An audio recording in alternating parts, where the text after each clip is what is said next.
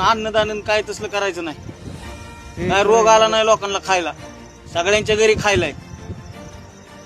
करायचा आहे ना खर्च. चला आश्रमशाळेत पोरांना कपडे घेऊ. असू दे 20, 30, 40 किती बी पोरं. त्यांना आई नाही बाप नाही, त्यांना खर्च करू ना. जाऊ दे त्यांना कुठं अन्नदान कुठं काय.